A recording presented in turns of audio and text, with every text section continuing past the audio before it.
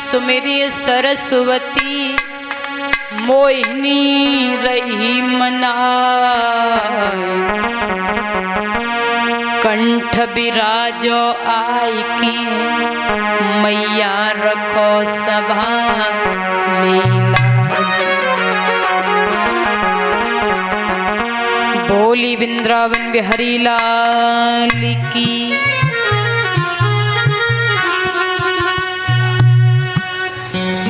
आइए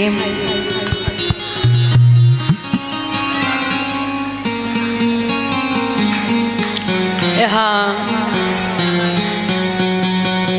पवित्र स्थान पे बैठी हुई पवित्र आत्माएं,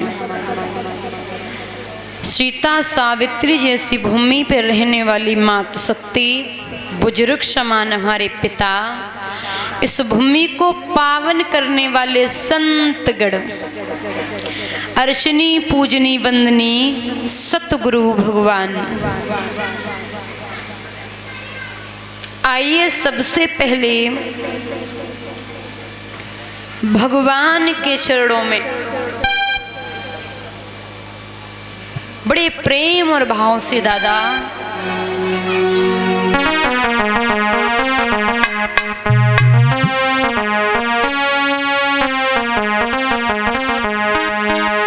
की कन्हैया मुरली वाले हम।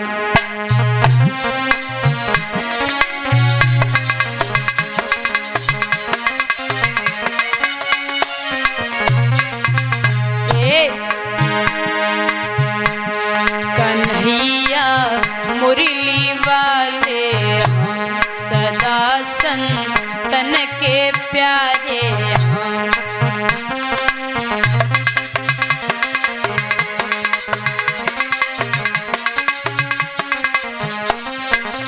अरे माधव आज तो ये मोहिनी तेरे हम, सदा संतन के प्यारे हम।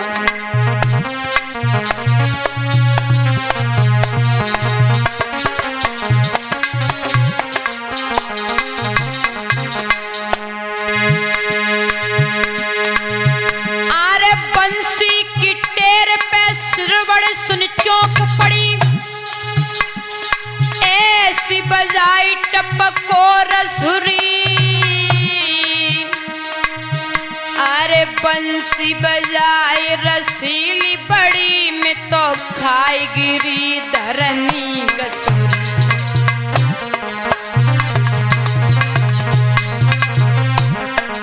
दादा मेरे टेर कलेज में जाए बसी, और तू खते है तन की पसुरी। और नंद को लाल बड़ो दुख दे तो बजावत है मीठी बसुरी।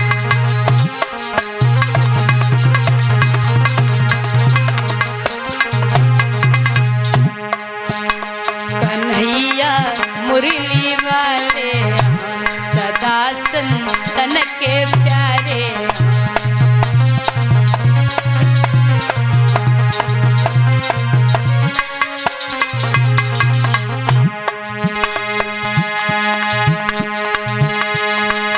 कोई बहनी उपाव करो ऐसो, जा से न बजे बसुरी ससुरी। अरे कोट कई हमने उनसे और नाई चल तो हमरो बसुरी।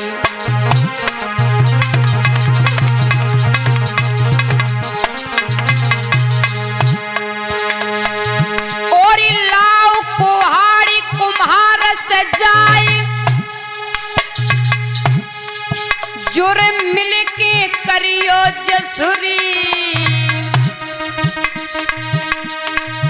और बहन काटे न बासन को जामे उपजे बसुरी ससुरी।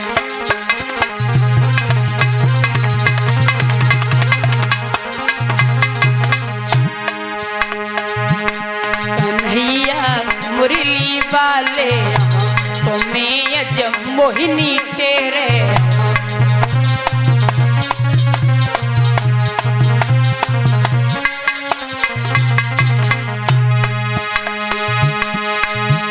गुजारो करो जी हमारो लीजो खबर दोहरे का वाले श्रीपतनंद दुलारे।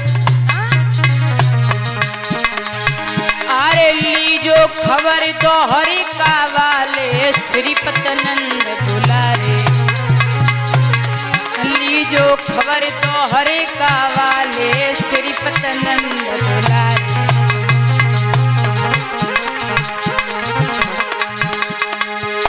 तुम मम कष्ट हरोगे महावीर बजरंग बली। दंगल में लाज रखोगे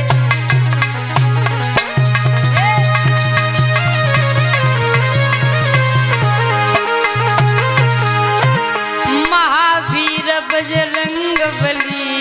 दंगल में लाज रखोगे।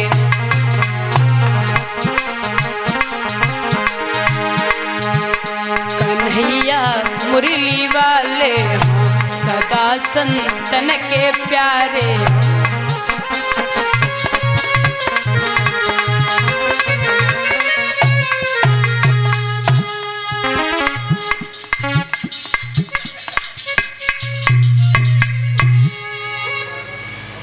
बोलिए कन्हैया लाल की।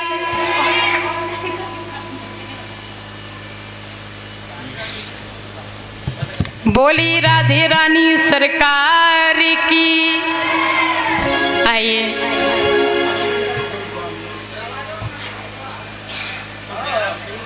महाराज आइए। बड़ी सुंदर कथा आज की है, बड़ी पावनमयी हरिश्चंद्र की। दादा राजा हरिश्चंद्र सत्यवादी राजा कैसे बने हैं, बड़े प्रेम से इस कथा को श्रवण करेंगे। ध्यान रखें, सुखदेव बाबा वर्णन करते हैं, हे राजन परीक्षित, दादा अम्बरीश के पावन वंश में हुए थे ये।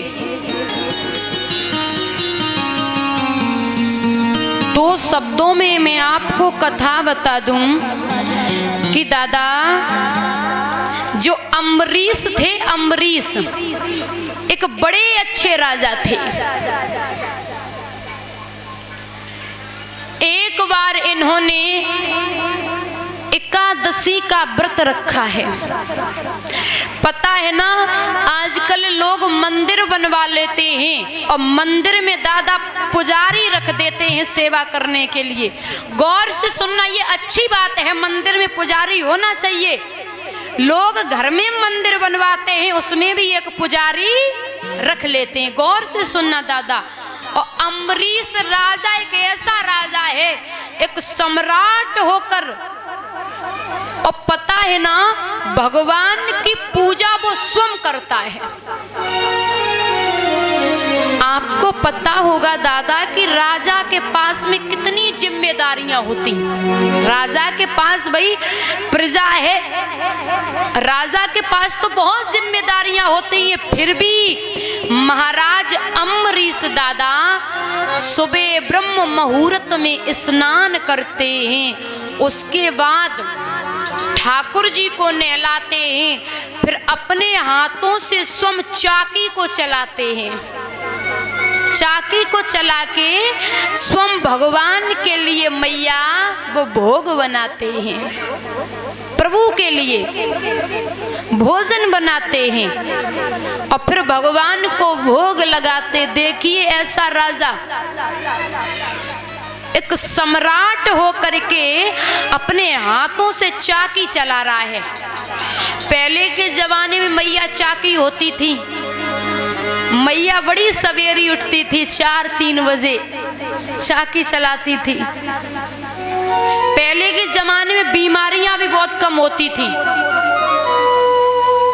अब आजकल आप देख रही हो अधिकतर मैया के ऑपरेशन बहुत होते हैं। पहले के जमाने में ऑपरेशन नहीं होता था, एक दो हो जाए तो हो जाए, लेकिन अब तो देख रहे हो घर घर में ऑपरेशन होता। पहले मेहनत करती थी ना, चाकी चलाती थी 4 बजे उठ के,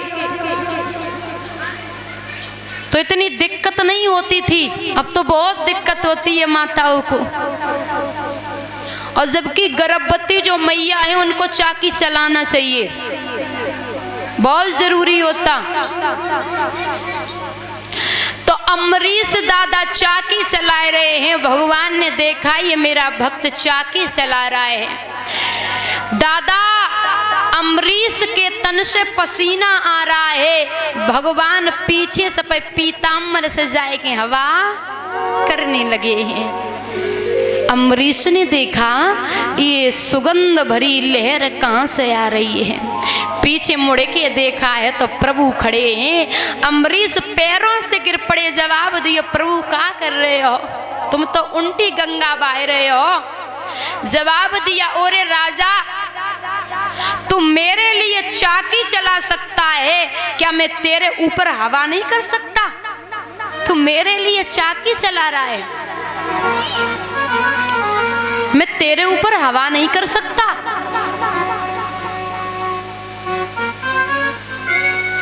भगवान ने छाती से लगाए ली और जवाब दियो अम्बरीश एक बात सुन ले, ये हमारे हाथ में जो सुदर्शन चक्र है वो मेरा नहीं, आज से तेरा है। भगवान ने अपना सुदर्शन चक्र दादा अम्बरीश के हाथों में सौंप दिया। जब संकट आएगा, विपत आएगी, तो ये सुदर्शन चक्र तेरी रक्षा करेगा। महाराज एक दिन क्या हुआ दादा, भगवान इतनी कह करके चले गए हैं। एकादशी का व्रत हुआ,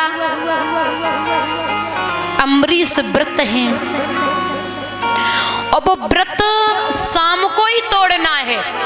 वो व्रत शाम को तोड़ना है, ब्रह्म मुहूर्त में महाराज, समय देख के। तो दुर्वासा मुनि आए गए, सिर्फ 5 मिनट बची है व्रत तोड़ने की, सिर्फ 5 मिनट। दुर्वासा मुनि आए गए तो जवाब दिया महाराज भोजन पाए ले। दुर्वासा ऋषि बोले नहीं नहीं अभी नहीं, संध्या बंदन करने के लिए जा रहा हूँ, लौट के आऊंगा तब पाऊंगा। राजा बोले हमारी सुनो, नहीं सुने, दुर्वासा मुनि चले गए। अब राजा को व्रत भी खोलना है भाई, भगवान का सम्मान तो रखना है। राजा ने दादा संत ब्राह्मणों को बुलाया और जवाब दिया है कि मुझे क्या करना चाहिए, सही समय पे मुझे व्रत भी खोलना है, भगवान का सम्मान भी करना है और संत का भी सम्मान करना है। ब्राह्मणों ने जवाब दिया राजा भगवान का चरणामृत पी ले, भगवान का चरणामृत पी करके व्रत खोल दे। अम्बरीश ने ऐसा ही किया दादा, चरणामृत पियो है और राजा व्रत खोलने लगा। तब तक दुर्वासा मुनि आइए, चरणामृत पीते हुए देख लिया तो दुर्वासा मुनि ने जवाब दिया अरे राजा भोजन कर चुका है, अब तू पानी पी रहा है। दुर्वासा ऋषि ना समझे, दुर्वासा ऋषि ने एक जटा को उखाड़ा, एक कृत्या पैदा हो गई दादा विकराल, और राजा अम्बरीश की तरफ जैसे ही झपटी है तो भगवान के वो सुदर्शन चक्र ने अम्बरीश की रचना, उसने महाराज चक्र ने जो रचना थी उसे काट डाला, उस कृत्या को काट डाला, जो रचना रची है ना उसे काट डाला।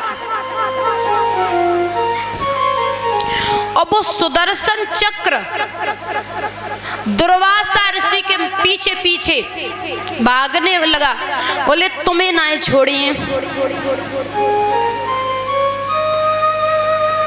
सुदर्शन चक्र है दुर्वासा ऋषि के पीछे पड़ गया।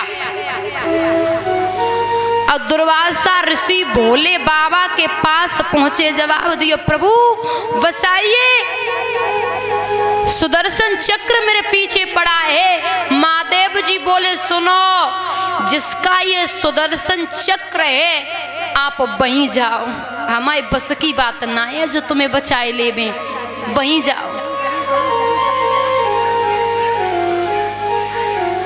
अब दुर्वासा ऋषि भागा भाग दादा विष्णु भगवान के पास पहुंचे, जवाब दिए प्रभु। बोले आप काय को रहे हो? बोले बचा लो पहले, उसके बाद बताएंगे। ये आपका सुदर्शन चक्र मेरे पीछे पड़ा है नाथ, हमें बचाए ले। भगवान बोले मैं नहीं बचा सकता, मैं भी पराधीन हूँ। देखिए जिसका सुदर्शन चक्र है वो ये कह रहा है कि मैं पराधीन हूँ। एक बार भक्त बनके तो देखिए, भगवान अपने को भी न्यौछावर कर देते।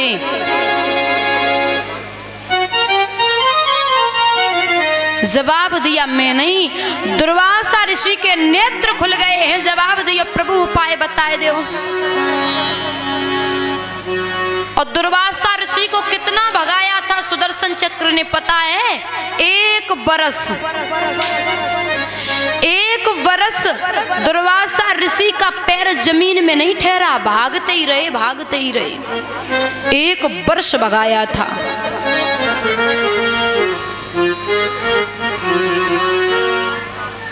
महाराज जवाब दिया वहीं जाओ राजा के पास, सुदर्शन चक्र मेरा नहीं रहा, मैं तो पराधीन हूं। दुर्वासा ऋषि दौड़ करके अम्बरीश की तरफ जाए के पछाड़े खाए के गिरे। राजा बोले महाराज पछाड़े खाए के गिर रहे, क्या बात है? भोजन कर ले।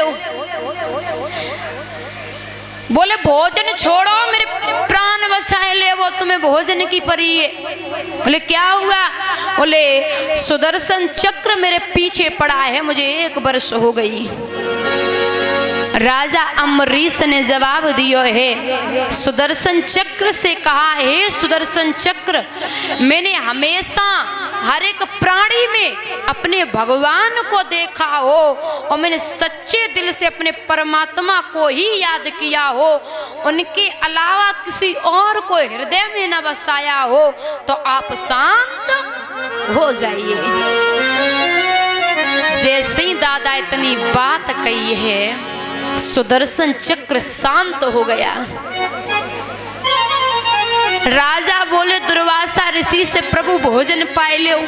दुर्वासा ऋषि ने जवाब दिया अभी आपने भोजन नहीं पाया? बोले नहीं महाराज, मैं तो भगवान का चरणामृत पी रहा था। दुर्वासा ऋषि बोले हमसे बहुत बड़ी गलती हो गई, राजा माफ कर दे। 1 बरस तक दादा दुर्वासा ऋषि जमीन पे नहीं ठहरे और 1 बरस तक अम्बरीश ने भोजन नहीं किया।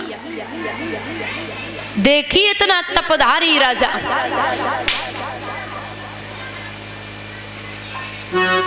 एक बार भगवान के बनकर के तो देखिए। और दादा मैं एक बात और बता दूं आपको, ज्ञानियों के चक्कर में मत पड़ा करो। ज्ञानी बनो चाहे न बनो फर्क नहीं पड़ता, ज्ञानी बनो चाहे न बनो, लेकिन भगवान के भक्त जरूर बन जाना। जरूरी नहीं है कि ज्ञानियों का उद्धार हुआ, जो ज्ञानी व्यक्ति है जरूरी नहीं कि उसका उद्धार हुआ, लेकिन जो भगवान का प्रेमी है, भगवान से प्रेम करता है, उसका उद्धार तो होना ही है। देखिए उद्धव जी थे ना, भगवान के सखा थे उद्धव जी, तो वो ज्ञानी बहुत थे, भगवान उद्धव को बहुत मानते थे। बोले ज्ञानी हैं, इनका तारण तरण नहीं होगा, इसलिए भगवान कन्हैया ने उद्धव को गोपियों के पास भेजा था कि जाओ ब्रज में जाइए कि प्रेम होता क्या है। इसलिए ब्रज में भेजा था। जरूरी नहीं है कि ज्ञानी जो है उनका उद्धार हो जाए, लेकिन भक्त का उद्धार तो होना ही है। चाहे उसे कुछ भी ना आता हो, कुछ भी ना आता हो, फिर भी उद्धार होना है। एक वृंदावन के संत हैं दादा, उन्हें कुछ भी नहीं आता। अपनी कुटिया में छोटे से गोपाल जी रखे हैं, भागवत महापुराण रखे हैं और बड़ी सेवा करते हैं। एक बार एक व्यक्ति आया, बोले अरे बाबा तुम्हें आता जाता है नहीं कुछ, ये रामायण रखे हो, भागवत गीता रखे हो, क्यों रखे हो? भगवान की पूजा करते श्लोक आते?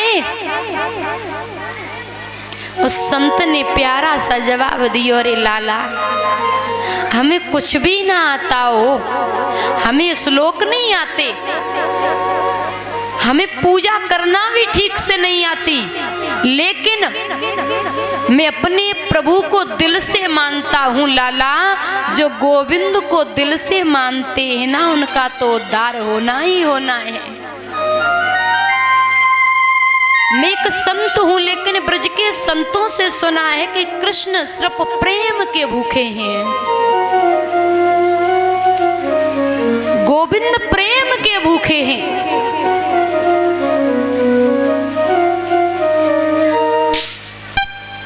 ऐसे ऐसे संत हुए मेरे व्रज में।